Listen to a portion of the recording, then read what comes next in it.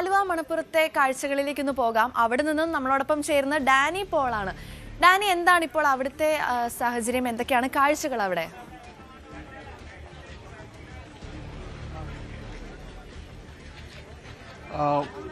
ആലുവയിൽ ഇന്നലെ, അതായത് ഇതിന്റെ ഒരുക്കങ്ങൾ പൂർത്തിയായതിനു ശേഷം തന്നെയും ഒരു അനൌദ്യോഗികമായിട്ട് ഇവിടേക്ക് ബലിതർപ്പണത്തിന് വേണ്ടി ആളുകൾ ഇങ്ങോട്ട് വന്ന് തുടങ്ങിയിരുന്നു. പിന്നീട് ഇന്ന് പുലർച്ചയോട് 2 മണിയോടുകൂടിയാണ് ഔദ്യോഗികമായുള്ള ഒരു ചടങ്ങുകളിലേക്ക് അടക്കം തന്നെ കടക്കുകയും ചെയ്യുന്നത്. ഇന്ന് പുലർച്ചെ 2 മണിക്ക് ഇവിടെ ശ്രീ മഹാദേവ ക്ഷേത്രത്തിലെ മേൽശാന്തി മല്ലപ്പള്ളി ശങ്കരൻ നമ്പൂതിരിയാണ് ചടങ്ങുകൾക്ക് തുടക്കമിട്ടത്. ഇതിനുശേഷം ഇപ്പോൾ നമ്മൾ കാണുന്നത് ഇവിടെ ഏതാണ്ട് 60ഓളം ബലിത്തറകൾ ഇതിനുവേണ്ടി സജ്ജമാക്കിയിട്ടുണ്ട്, ബലിതർപ്പണത്തിന് വേണ്ടി സജ്ജമാക്കിയിട്ടുണ്ട്. ഇവിടെ എല്ലാം തന്നെ വലിയ തിരക്ക് അനുഭവപ്പെടുന്നു. പുലർച്ചെ മുതൽ തന്നെ തുടങ്ങിയ ഒരു തിരക്ക് ഇപ്പോഴും അനസ്യൂതം ആ രീതിയിൽ തന്നെ തുടരുകയാണ്. എല്ലായിടങ്ങളിലും തന്നെ പിതൃമോക്ഷത്തിനായി ഈ ദിവസത്തിന്റെ പവിത്രതയും പാവനതയും എല്ലാം തന്നെ സൂക്ഷിച്ചുകൊണ്ട് ഈ ദിവസത്തിന്റെ കർക്കിടക വാവുബലിയുടെ ആ ഒരു പ്രത്യേകത ഉൾക്കൊണ്ടുകൊണ്ട് തന്നെ ഇവിടേക്ക് നിരവധിയായ ആളുകൾ പല ഭാഗങ്ങളിൽ നിന്ന്, പലയിടങ്ങളിൽ നിന്ന് ഇവിടേക്ക് എത്തിച്ചേർന്നുകൊണ്ടിരിക്കുകയാണ്. ഇവിടെ ക്ഷേത്രത്തിൽ തൊഴുത പിന്നീട് ബലിതർപ്പണം നടത്തി തിരിച്ചു പോകുന്നു. ഏതാണ്ട് നേരത്തെ സൂചിപ്പിച്ചതുപോലെ 60ലധികം ബലിത്തറകൾ ഇതിനുവേണ്ടി തന്നെ സജ്ജമാക്കിയിരിക്കുന്നു. തിരുവിതാംകൂർ ദേവസ്വം ബോർഡാണ് ക്രമീകരണങ്ങൾ ഇതെല്ലാം തന്നെ ഒരുക്കിയിരിക്കുന്നത്. ആലുവയിലും പരിസര പ്രദേശങ്ങളും എല്ലാം തന്നെ ഇവിടേക്ക് എത്തുന്നവരുടെ ഒരു വലിയ തിരക്ക് തന്നെയാണ് മുഴുവനായിട്ടും തന്നെയുള്ളത്. അതുകൊണ്ട് തന്നെ അതിന്റെ ഒരു സജ്ജീകരണങ്ങളടക്കം കഴിഞ്ഞ ദിവസങ്ങളിലായി യുദ്ധകാലാടിസ്ഥാനത്തിൽ തന്നെ പൂർത്തിയാക്കുകയായിരുന്നു. അത് ഒരു പ്രത്യേകത പറയേണ്ടത്, ഇത് കഴിഞ്ഞ ആഴ്ച നമ്മൾ ഇവിടേക്ക് വരുമ്പോൾ ഈ ദൃശ്യങ്ങൾ ഇവിടെ ആലുവ ക്ഷേത്രവും പരിസരവും ഇതല്ല. കാരണം ഒരു പ്രളയ സമാനമായ ഒരു സാഹചര്യത്തിൽ കൂടി കടന്നു പോവുകയായിരുന്നു പെരിയാർ.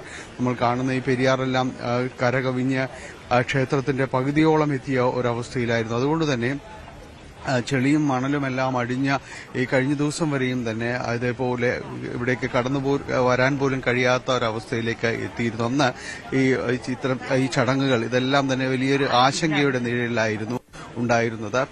ഈ കഴിഞ്ഞ ദിവസങ്ങളിലാണ് മഴ കുറയുന്നു, പെരിയാർ അതിന്റെ നീരൊഴുക്ക് കുറയുന്നു, ഇതിന്റെ ഒരു ശക്തി കുറയുന്നു, പെരിയാർ കരയിൽ നിന്ന് പിൻവാങ്ങുന്നു. ഈ ഒരു അവസ്ഥയിലേക്കെല്ലാം തന്നെ എത്തിയപ്പോൾ പിന്നീട് യുദ്ധകാലാടിസ്ഥാനത്തിലാണ് ഇവിടെ ഒരുക്കിയെടുക്കുന്ന രീതിയിലേക്ക് വന്നത്.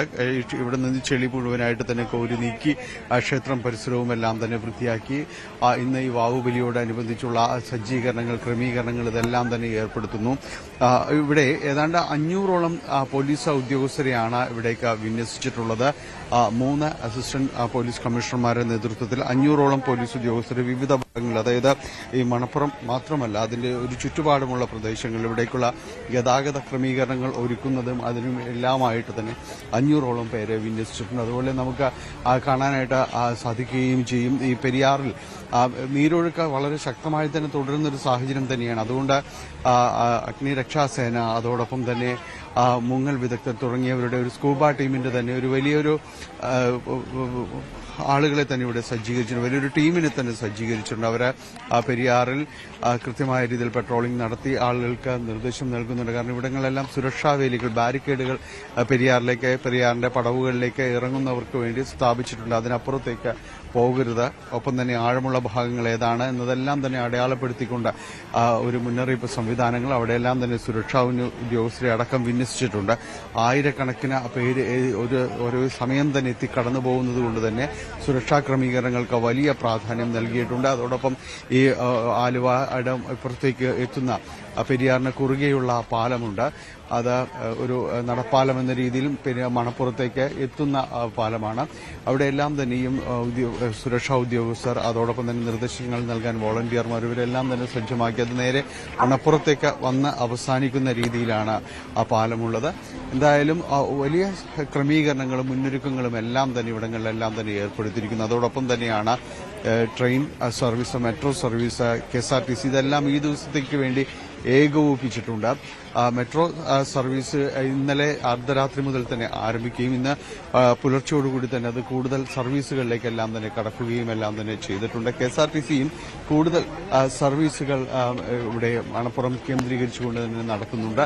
എന്തായാലും ഇവിടെ ഇപ്പോഴും ഈ ഒരു വാവ് ബലിയോടനുബന്ധിച്ചുള്ള ബലി തർപ്പണ ചടങ്ങുകൾ പുരോഗമിക്കുകയാണ്. ഇന്ന് ഉച്ചവരെ 3 മണിവരെയെങ്കിലും ഈ ഒരു രീതിയിലേക്ക് ഇതിനു വേണ്ടിയുള്ള ഒരു ക്രമീകരണങ്ങൾ അതുവരെയാണ് അതിന്റെ ഒരു സമയം. ആ ഒരു സജ്ജീകരണങ്ങളും എല്ലാം തന്നെ ചെയ്തിരിക്കുകയാണ്. ഏതായാലും ഇപ്പോഴും തിരക്ക് തുടരുന്നു. നല്ല തിരക്കിലേക്ക് തന്നെയാണ് ആലുവ മണപ്പുറവും പ്രദേശവും പരിസരവും എല്ലാം തന്നെയുള്ളത്. സേറ.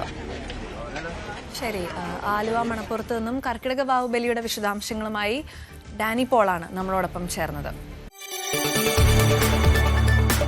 കൂടുതൽ വാർത്തകൾക്ക് News 18 Keralam YouTube channel subscribe ചെയ്യുക.